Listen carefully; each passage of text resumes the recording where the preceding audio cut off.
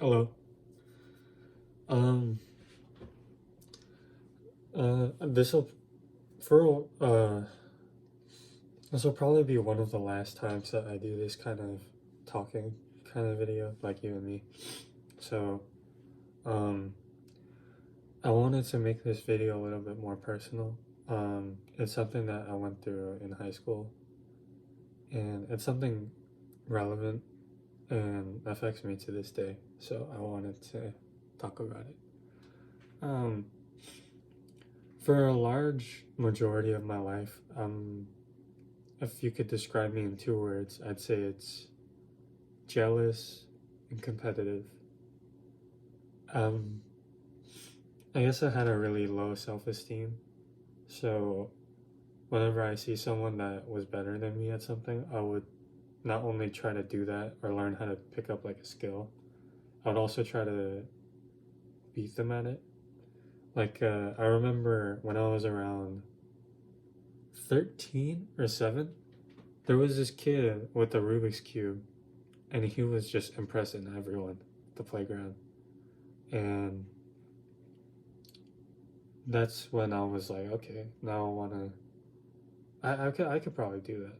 Could probably do it better than you can. So I did. I mean, I never got better than him, because he can. I think he could still do it faster than me, but I learned, and I kept competing against these imaginary opponents in my head. Like I kept trying to be better, but that was from a place of insecurity because I felt like I was never enough. So when I saw people that were happy with skills that they had or talents that they had, it made me jealous. So I would spend a lot of my time trying to beat them at what they're good at. And fast forward to high school, I'm surrounded by these kids that are just so smart.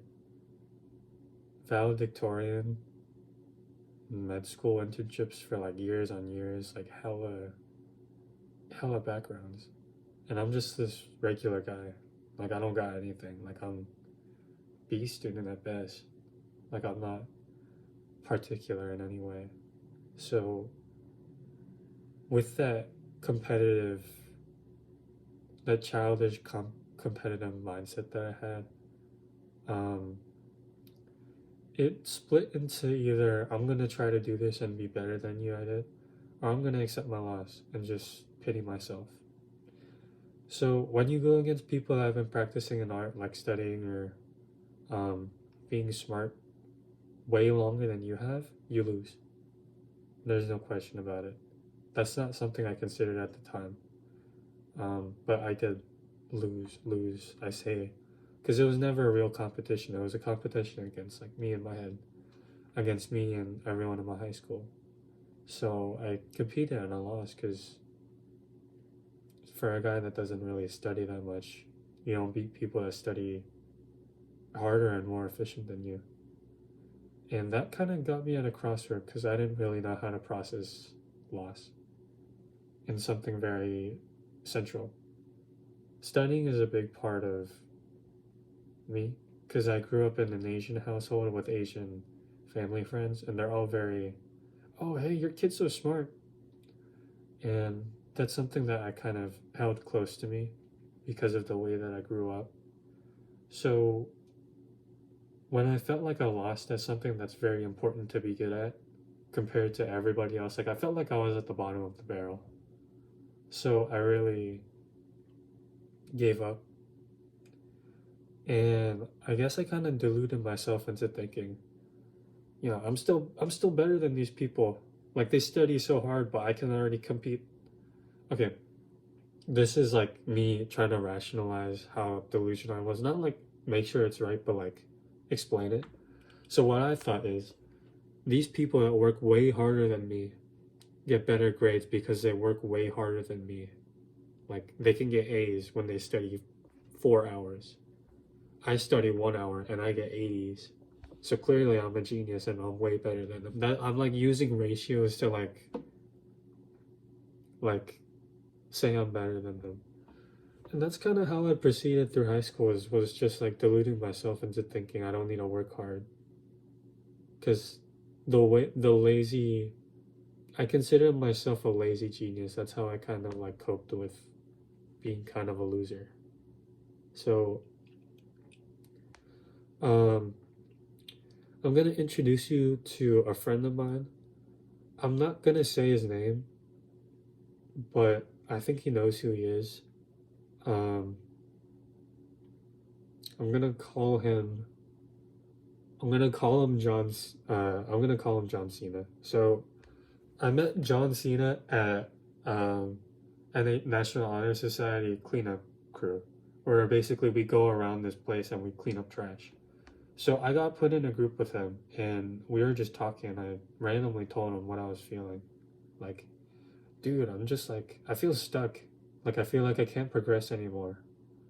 But, like, I feel like I'm surrounded by all these talented people, and no matter how hard I work, because I thought I worked hard, or at least the amount that I needed to, the amount that I'm working is not, enough. Um, I'm a bit hazy because this was around a year ago, but I think he told me something along the lines of, okay, so what? Just keep working harder. Keep looking for more. At the time, I didn't know John Cena that well. We weren't good friends. So when he said that to me, that was really crazy because no one's ever talked to me like that before. Because everyone is very like trying to sugarcoat it and be like, "No, dude, you're fine. You're doing enough." But that was so real to me. That was such honesty to tell someone, "Okay, you're not working hard enough." Clearly, I mean, just work harder, look for more, be more proactive. That was like that was the essentials of his advice. I can't tell you word for word, but um, that kind of sent me for like a loop, to be more, or at least the concept of you're not working hard enough if you're not getting the results you want. Because I thought everything was very linear, but I didn't realize that individual people have certain ways that they operate. They operate differently and they get similar results. Like, I don't